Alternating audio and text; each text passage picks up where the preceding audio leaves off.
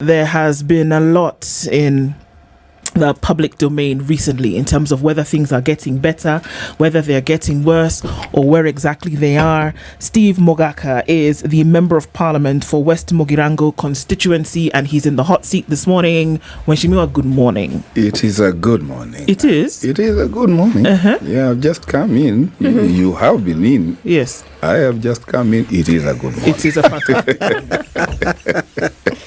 Wonderful. So now that is such a nice welcome. City has a very nice Southern African welcome in by way of proverb to say Karibu Sana to Kenya's biggest conversation. Now that you're in the hot seat, City is going to welcome you properly. Yes, our proverbs for the whole of this week ending tomorrow are from the country of Malawi, otherwise known as the Republic of Malawi. Simple, ants die in sugar. Is the meaning easy for you, Wenshimiwa? No, a meaning is what you ascribe to the English words that have been read. But Okay, that sugar can't be very sugary if ants die in it. Right. But I think it is a good proverb. How does it resonate with you? Wow. It does resonate well because I'm like, that is the best way to go to heaven. Yeah. Dying in sugar. Sweet. Dying in sweetness. Yeah. Who would miss or not want to be part of that? That's going to heaven happily. What a better way to go out. There's no better way to go out than in sweetness. I know. Wow.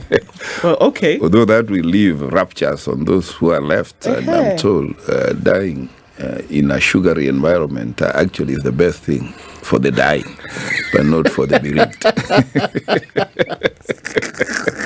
Because then they will not use that sugar, which ants have died in. This is going to be fun. All right. Very interesting.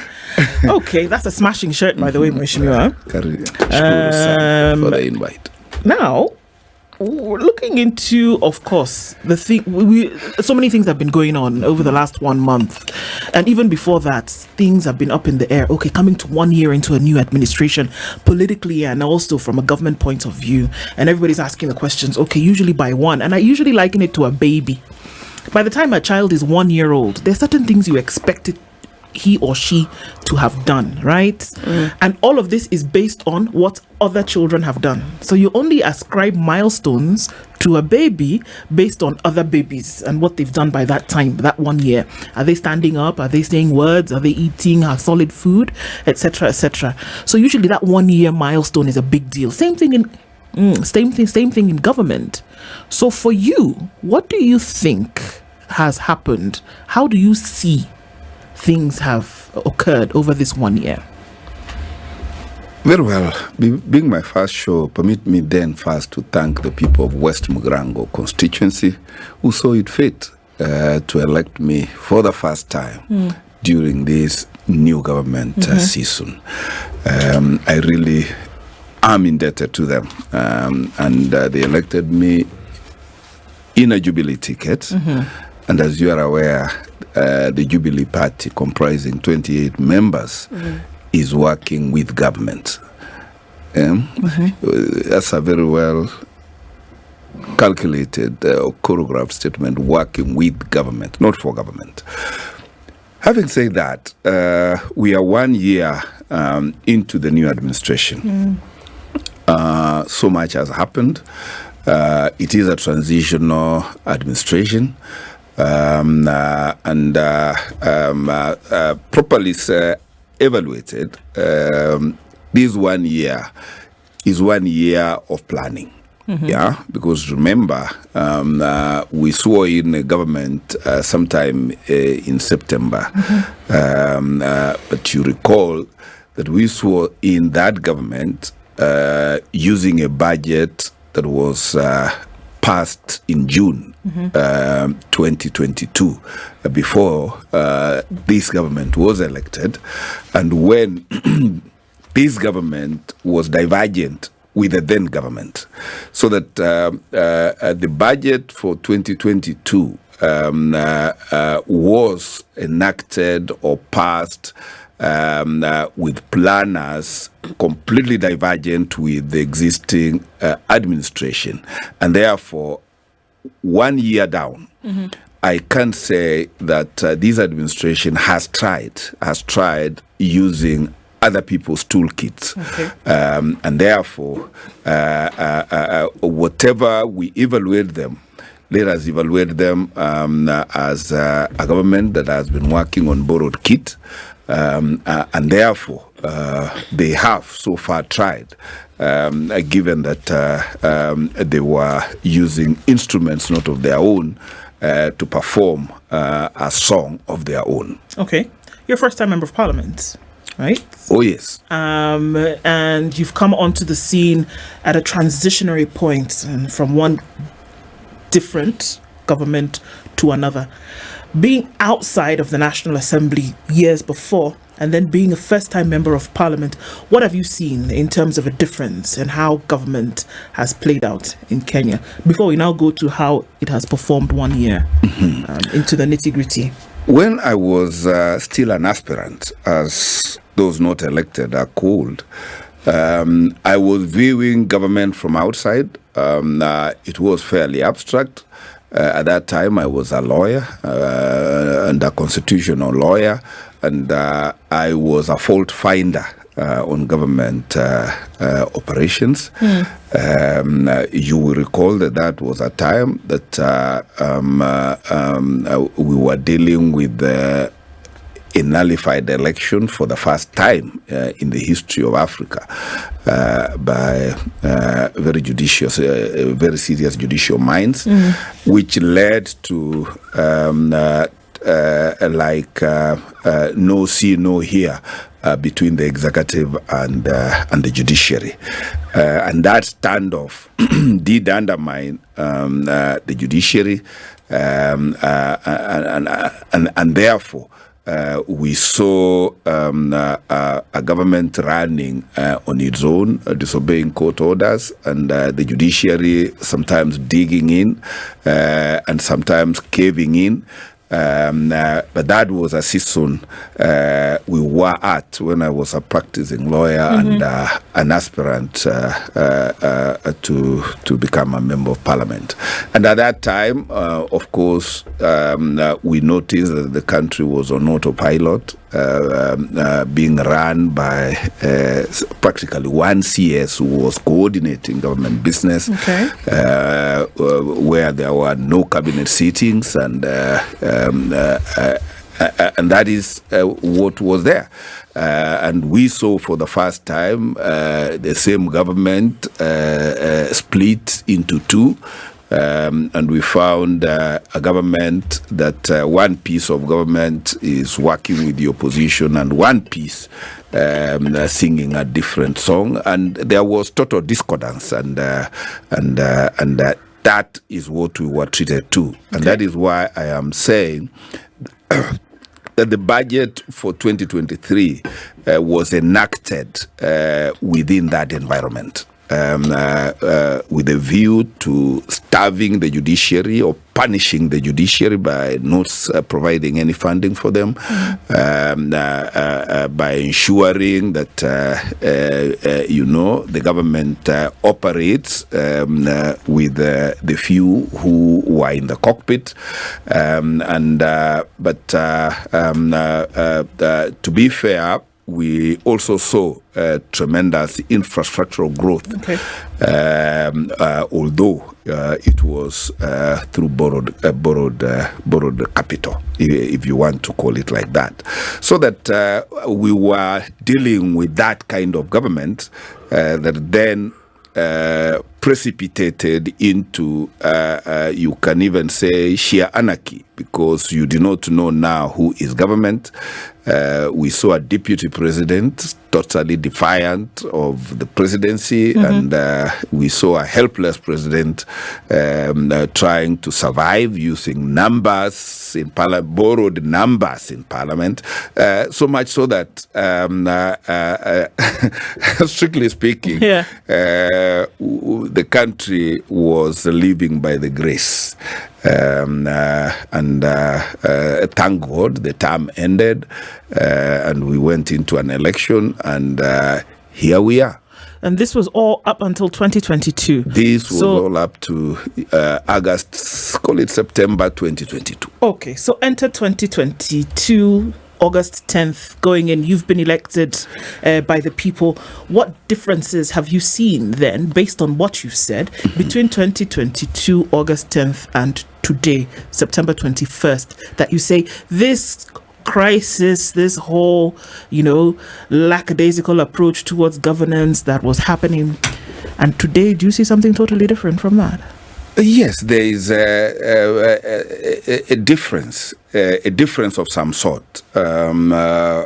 Firstly, this government had given certain pledges, those of interest to me, in terms of supporting the governance structures, was that we saw the judiciary being capacitated, both in human resource as well as exchequer funding.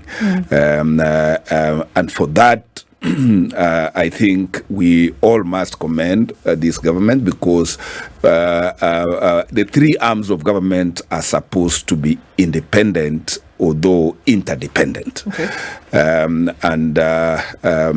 The most serious arm of government, if you asked me, is the judiciary. A sober and capacitated judiciary can make all of us comply with the Constitution and avoid or be stopped from doing that is extra constitutional. And to that extent, I want to thank this government that in terms of human capital and in terms of budget deficiency, this government has capacitated the judiciary. In terms of the executive, of course, the selection of the members of the executive, by and large, belong to His Excellency the President. But the public, you and I, as members of the public, as well as the legislature, parliaments, do play a role, either in vetting, or sanitizing, whatever name you want to use, those who are going to be part of the executive, particularly in the cabinet positions. Okay. And all of us as a country were involved in one way or the other in filling those positions, which we call cabinet, which is really the nucleus of the executive.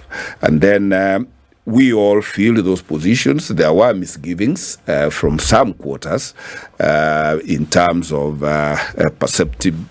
perceptions on integrity of certain members of the cabinet as they are today. But that is water under the bridge, because they all got there and they are serving and they are 1 year down. Okay. So what I see different, therefore, is that unlike before, at least we see a collegiate executive where there are cabinet meetings being conducted, and therefore, unlike the past regime, you can see a semblance of collective responsibility or collective collegiate management of the affairs of this republic. And therefore, whatever decisions have been taken, particularly by the executive, every member of the executive, including the president, is a part and parcel of it, is responsible for it, and if good, they receive accolades together. If bad, they must carry the cross collectively. So at least I see cabinet working. I see leadership from the top. And for the first time, we have seen members of the cabinet who come late to work getting locked out, although we didn't see sanctions follow after that. Yeah. So whether it was for camera or whatever, at least we saw a sense of seriousness exhibited by the chief executive of the country. So that is different. Okay. What is also different is that we see a presidency that is mobile, unlike the previous presidencies. Mobile in what sense? Mobile, traveling around They're the traveling, world? they are available Okay. both locally and internationally. At least we didn't see that of the previous presidencies. And what therefore that means is these travels, of course, have a cost attribute, and therefore, unlike the previous presidency, which was by and large a sedentary in State House, this presidency is available to the people, and for that reason, the people must service the costs of approximate presidency. And these are the initial observations I can see of as attributes of the current regime vis-a-vis the previous one. CT has 17 questions. You know, you have served the profession to which you were called very well. You have also served the tasks that you've been assigned by the people of Mugirango. West Mugirango, and I invite you there. Yes. It's going to be a model constituency. How many Mugirangos are there? There are three. There's West. We have West Steve Mogaka. We have South Mugirango Chief Whip Silvano Sosoro. Then we have North Mugirango Chair of the Lands Committee, Joash Nyamoko. Three, just like the three arms of government. Okay. I say you've served. Well, you have prosecuted your case very, very well indeed. I am not going to get into the where-to-fors and discussing who did what and when and how and why. No, that is an unnecessary discussion. In your line of work, you'd say, I would consider it moot. The question is this government serving the interests of the people? Simple enough question. The people, Article 1, we the people of the Republic of Kenya. Yes, this government is endeavoring to serve the interest of the people. And as I've said previously, this government has been formed by all of us Kenyans. This government came in on a basis of certain promises given to the people, by the people, to the people. And the people have demanded these promises to be fulfilled. And 1 year later, we are looking at, really bottom line is, have these promises or pledges been fulfilled? And really that is where the rubber meets the road. And I have indicated that some of the pledges have been fulfilled, but because the government is operating on a borrowed budget, a borrowed kit, it would not be able to fulfill all their election pledges within the 1 year we are evaluating. And strictly speaking, this government has enacted or has brought a finance act, although it is still pending before court, a finance act that aligns itself to addressing those election pledges and promises comprehensively. Excuse me. And because everybody, every Kenyan wants their pledges fulfilled yesterday, it therefore puts pressure on this government to seek for ways and means of fulfilling these pledges. Hence, the little pain that the Kenyans will have to go through in funding the implementation of these pledges. But Mheshimiwa, are the citizenry being unreasonable in the expectations, or were they led to expect? To believe that it was possible? Yes, because if I am to go by just sampling some of the pledges that were made, it's the pledges that were made, and the pledges were exactly that yesterday. You see, the yardstick for expectation has to be anchored in what was promised. And now, when disappointment follows, it again follows that same trajectory. What was promised, what then was realized, and what wasn't realized. And then there's something subtle here. There's this thing called coming out and simply speaking the truth about it, because the truth is not everything can be done. You can make the promise intending to, then you get into the office and you realize this thing can't be done the way I said it. It honestly can't be done. It will be done, but this is what we need to do. Now, are people's expectations unrealistic? Yes, all of us Kenyans had and still have very unrealistic expectations. Firstly, and without holding brief for the current administration, Yes. they are on record in saying that when they got into office and had plans of the implementation of their pledges. Of course, the pledges are implemented using government finance. And they are on record in saying that they ran into not only empty coffers, but a baggage of debts that this country has to service.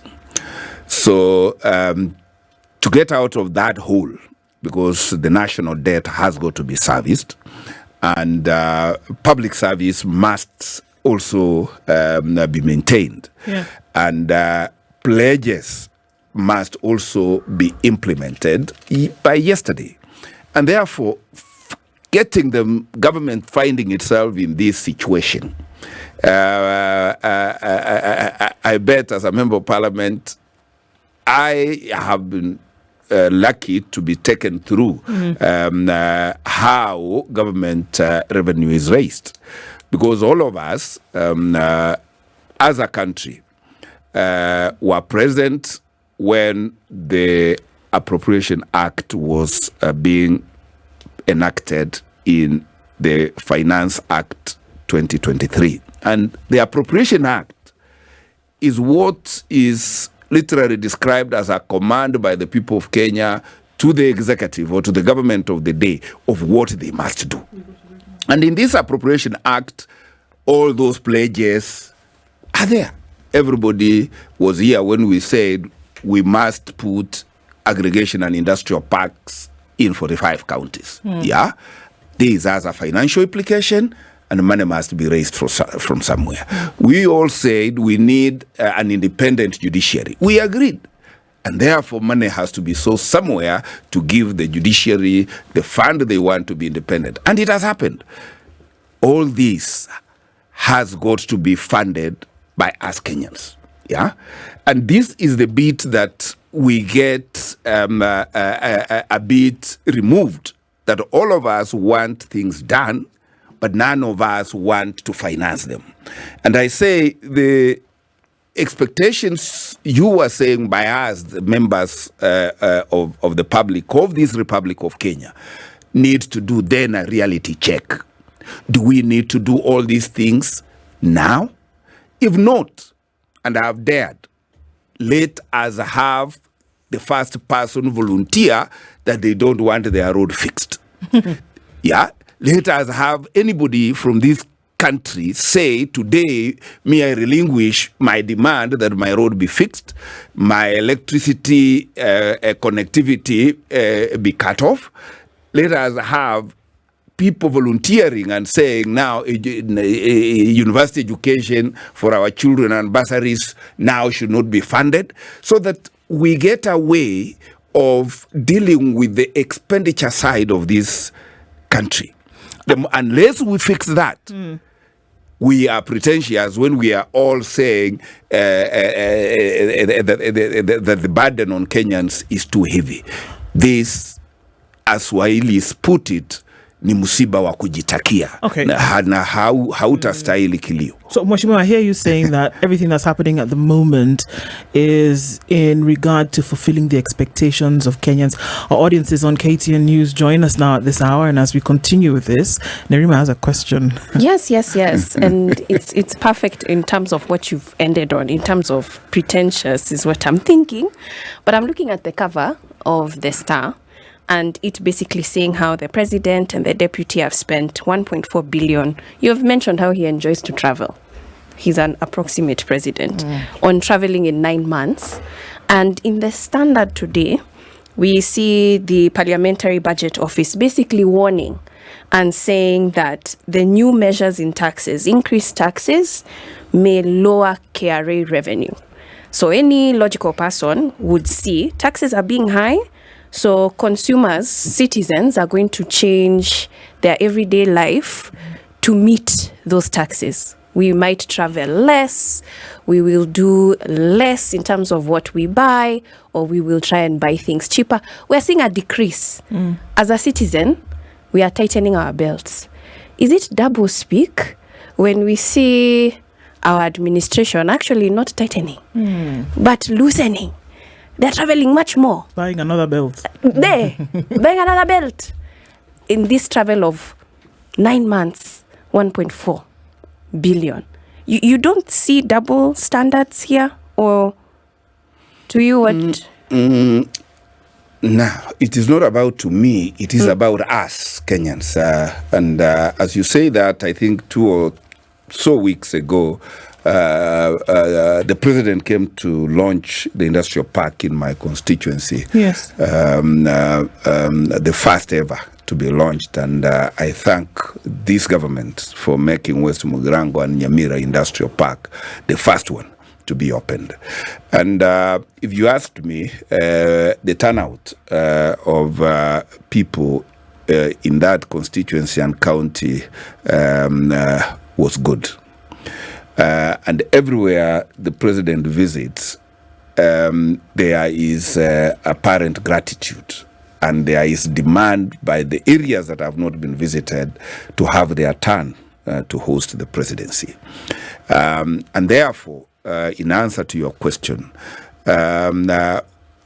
if the public demands a service and demands presence of the executive, because even as elected members of parliament, it becomes suicidal when you don't go to your constituency for 2 or 3 consecutive weeks. And therefore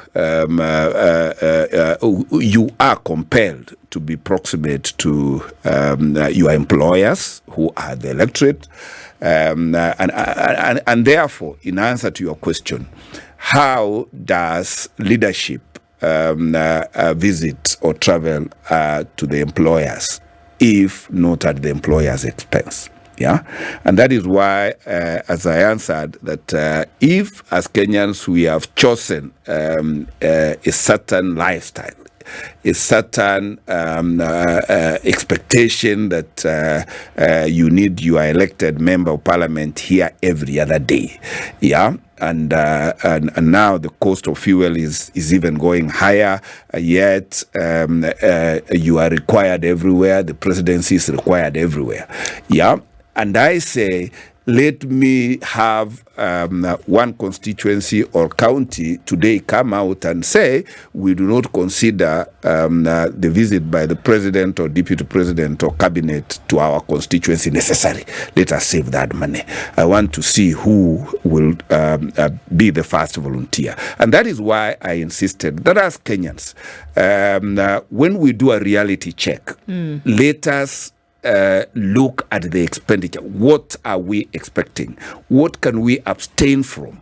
And if we do, then that will translate to savings. As long as we demand service, and as much as service is seen to include visitations by the head of state, including the rotational hosting of public holidays in various counties in the Republic, I mean, we just have so I hear you to saying, service I our hear you lifestyle. saying, Weshimiwa, that the way things are going, it is only to be expected. If you want a government that is working to be able to fulfill the expectations of people, the travel that we see, whether it's internal or external, the spending that we see by government is justified.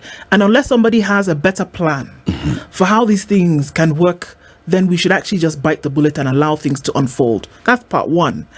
But then how these things are broached to the people of Kenya, then also very important. The front page of the Standard today talks about what would be seen as a rift amongst, people within government because of things being said in a certain manner, and another party feeling, look, man, Kenyans are suffering.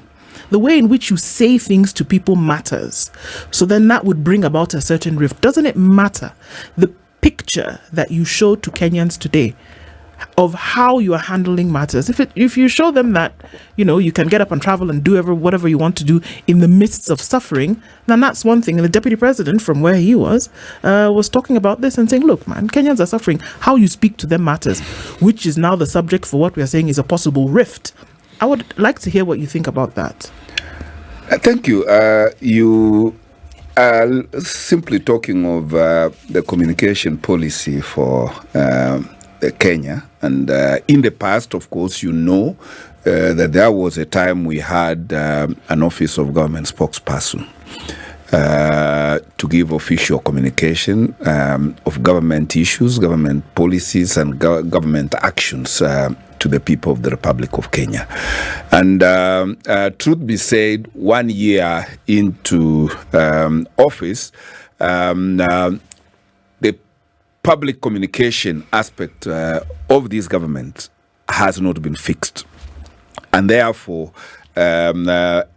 everybody took office as they were, and their conduct before election continued to be the same conduct after election and or occupying government positions. This really calls for a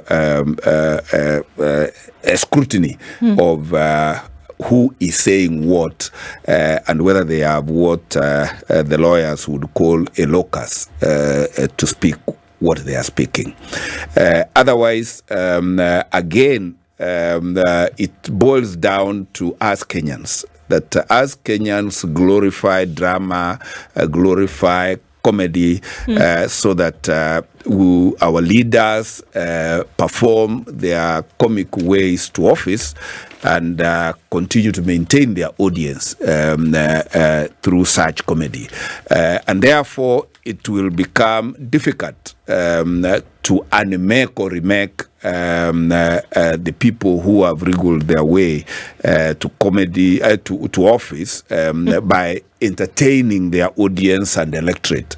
And therefore, I'm urging us Kenyans to be a little more serious, like we are starting to be, on the conduct and the communication we receive from those of us in leadership.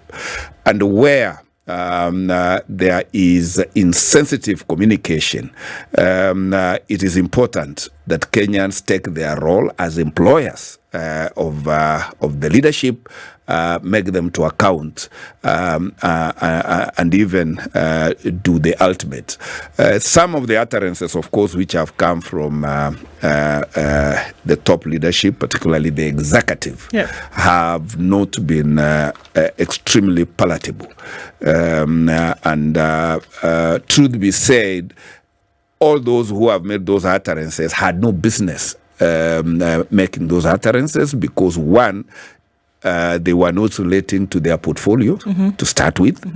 Two, it did not even arise out of any cabinet decision that had been taken for such communication to be issued. And then finally, the collective responsibility of our executive, I want to say, must be called upon. I have seen the deputy president trying to desperately do firefighting, but truth be told, and that we must be candid, that Kenyan citizens as employers of government deserve better, particularly when times are hard like they are. Yes. And therefore, I will not hesitate to condemn utterances that try to speak down on the Kenyan citizens, that try to rub already raw wounds of Kenyan citizens. Kenyans are paining, and that is true. Of course, this transition is a painful transition in the short run, and during those times, the least we expect from us leadership is to try and explain to the employers that there is light at the end of the tunnel. We want to see a citizenship that is aware of what is happening, or that is made aware of what is being done to mitigate the current situation, and that gives hope that in a little while that things will, as I know they will, improve for the better. You know, this isn't an easy road to travel, because I guess if you are my age, you will probably understand of a time when you could argue things were similar to what we have, but similar, but not the same. The situation we have right now, we've never been in before as a country. We simply haven't. We've been in situations where the Bretton Woods institutions have declined to give us money. We've been in situations where a government has declined to offer the help they give us. We've been in situations where we've had droughts. We've been in situations where the dollar has done a thing. Now, it may be surprising, but the issue of inflation first came to light in this country in the 70s. We didn't know inflation was something we didn't even know about. And it's around the time when OPEC was formed. And then so the word cartel hadn't even been invented then, but they became a cartel. So the price of oil kept doing the yo-yo. Now, right now, you cannot talk about the price of oil without asking, because there's been a comparison. In this year, it was this dollar. Now, it's this amount of dollar. But what was the exchange rate of the dollar? Because that's really at the heart of it. If indeed the dollar 3 years ago was close to 100 shillings, and now it is 150, it means it is 150 times more than it was before. Now, it then becomes difficult to imagine that that is one component of the problems. Then we had this prolonged drought. Now we're expecting serious rainfalls. Then you have a government that is juggling all these things with a population that is constantly on the increase, and we have a young population. So those contributing to the government coffers are fewer than those who actually need the money and need to be sustained. Why am I going through this process? To explain that those in leadership don't bother to explain in a way that is understood. They issue blank statements. Sometimes when they're inclined, they will threaten. And when all seems to be up in the air, they'll make promises, whereas a simple little explanation would suffice. Now, whether somebody believes the explanation or not is a different matter altogether. But saying, folks, this is where we are in reality. Saying, brace for hard times, what the hell are you telling us? We already know, we are living it, so stop telling us what we know. Say, these are hard times, and then say, look, these are the things we want to do, and this is how we want to go about solving it. Because we don't elect leaders to tell us the problems we already know. We elect them so that they can help us solve these problems.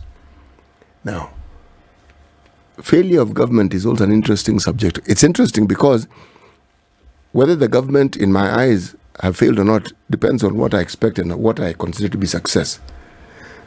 But there is no government since independence that has not inherited someone else's mess. You inherit the benefits, but you inherit the mess as well. Now, the measure of your presidency or that government is in how you deal with your situation and what you inherited. That's what you judge you by. And you can't run away from it because it's in the same country. So again, the communication. And then there's the issue of the optics. We are told about the dire circumstances we are in, optics are a terrible thing. They're a terrible thing because when you tell us as the leadership that we are suffering, and the optics are you are not suffering.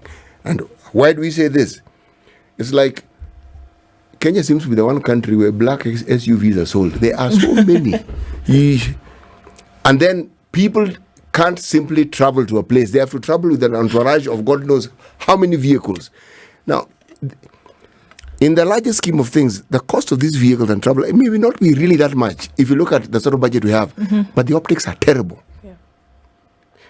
How it looks matters. Yes. Isn't it? When the banks tell us of the profits they make in the billions, tens of billions of shillings, against a backdrop of a situation where very many people in this country don't even know what they are going to eat. Some simply just starve. Yeah. Some even die of starvation.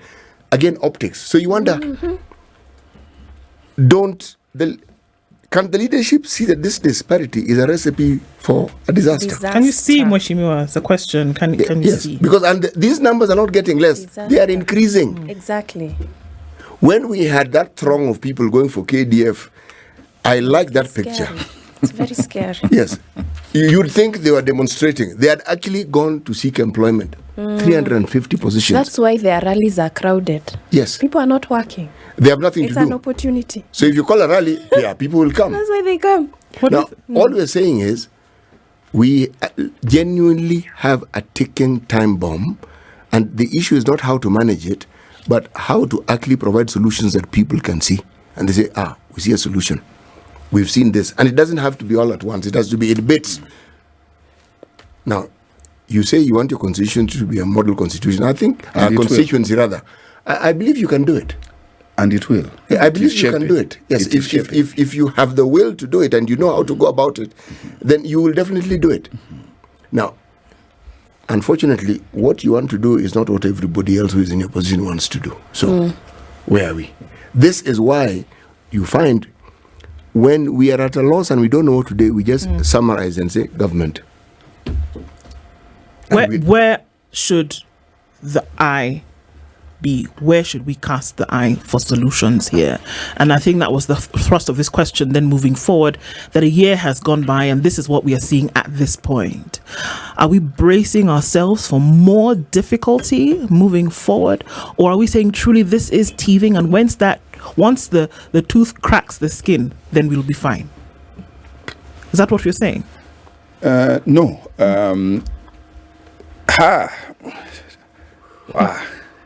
It's a tough one, isn't it?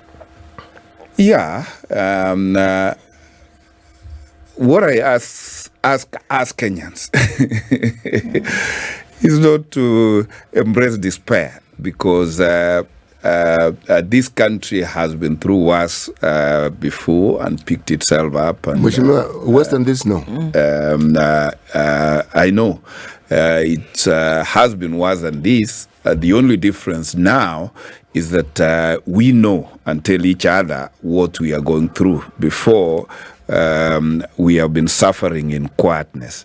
And I like the concern that Kenyans as a citizenry are having on what is happening today. And it is this that will enable leadership to be a bit sensitive on the decisions we take and how we handle public affairs. But all said and done, the employment or unemployment problem is not a creation of the current administration. Let us admit that. These are not miracle youths who were born yesterday after the last election. Let us admit that it is now that it is playing out, and thanks to the hustler movement, because it woke up everybody to claim a sense of belonging and livelihood in this republic. And that is why when I look at the strategy of the Kenya Kwanza government that seeks to address this problem, because we lost it because all those youth we were seeing looking for employment simply had no skill. They were simply making their bodies available for employment. And that is why we admittedly have lost a generation who, through our curricula, were teaching and examining people to get employed. And you ask each of them, which employment are you looking for? They say any. If it is KDF, they will all crowd there. If it is NYS, they will all crowd there. And this is the greatest failure of us as Kenyans, that our education system has been rolling out unemployable youth or graduates at whatever level you are talking about.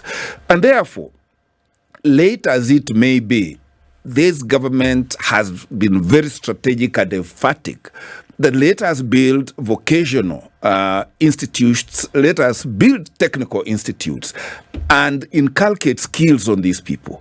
I'm telling you, if those children seeking to go to these askari jobs were plumbers, were electricians, were mechanics, we will not be having them waiting there, because they will come where your car has got a problem, they will fix it and they'll get there. So and really, this is where, as a country, we must admit that we were all collectively as a nation wrong, and let us pick it from there. We may not help this current generation of people who rolled out of school and are sitting there waiting for any job.